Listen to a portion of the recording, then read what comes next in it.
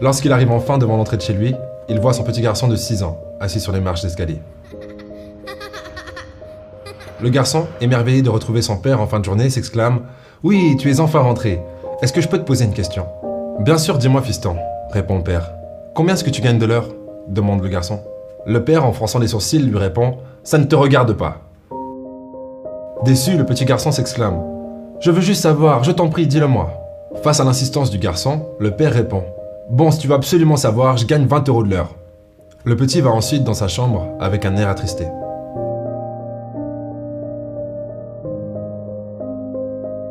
Quelques minutes plus tard, il retourne vers son père et lui demande « Papa, est-ce que tu pourrais me prêter 5 €? » Et le père répond « Ah, voilà, c'est pour ça que tu voulais savoir. Pour m'emprunter de l'argent, va dans ta chambre et couche-toi. Je suis fatigué et j'ai pas le temps pour toi. »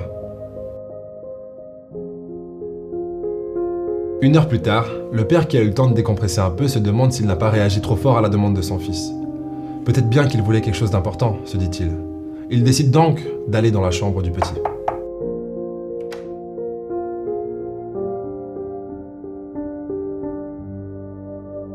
Le père lui demande « Tu dors, fiston ?»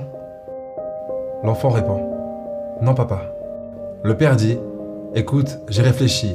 Voilà les 5 € que tu m'as demandé. »« Oh, merci, papa !» répond le garçon qui fouille ensuite sur son oreiller et sort 15 €. Le père, en voyant l'argent, est de nouveau agacé et lui dit « Mais pourquoi voulais-tu 5 €? Tu en as déjà 15. Qu'est-ce que tu veux faire avec cet argent ?»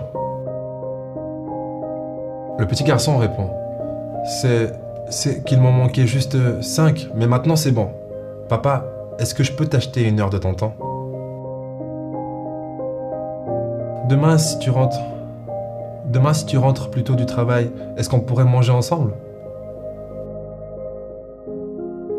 Le père ne répond rien et prend son fils dans ses bras, les larmes aux yeux.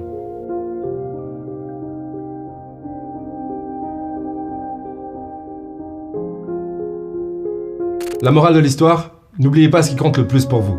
Le père dans cette histoire a eu de la chance de ne pas avoir à perdre son fils pour se rendre compte que c'était ce qui compte le plus pour lui. Mais j'imagine que vous avez tous déjà perdu quelque chose et c'était en le perdant que vous vous êtes rendu compte à quel point cette chose ou cette personne comptait pour vous. Et ça me donne envie de vous lire quelques lignes que Steve Jobs avait écrites lorsqu'il était sur son lit de mort, parce que je trouve que ce sera une très bonne morale pour cette première histoire. Je suis arrivé au summum du succès dans les affaires. Aux yeux des autres, ma vie a été le symbole de la réussite. Cependant, en dehors du travail, j'ai ressenti très peu de joie. Enfin, on va dire que ma richesse est simplement un fait auquel je me suis habitué. En ce moment, allongé sur ce lit d'hôpital, me remémorant toute ma vie, je me rends compte que toutes les richesses dont j'étais si fier sont devenues insignifiantes maintenant que ma mort est imminente.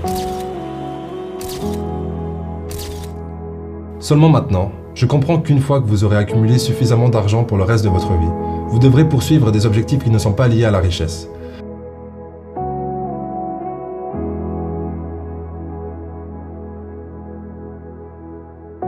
Il doit y avoir quelque chose de plus important. Par exemple, des histoires d'amour, l'art, des rêves de votre enfance. Quelle que soit l'étape où vous en êtes en ce moment, à la fin, vous devrez faire face au jour où le rideau tombe. S'il vous plaît, préservez votre famille comme un trésor. Aimez votre mari, votre femme, aimez vos amis. Traitez tout le monde avec respect.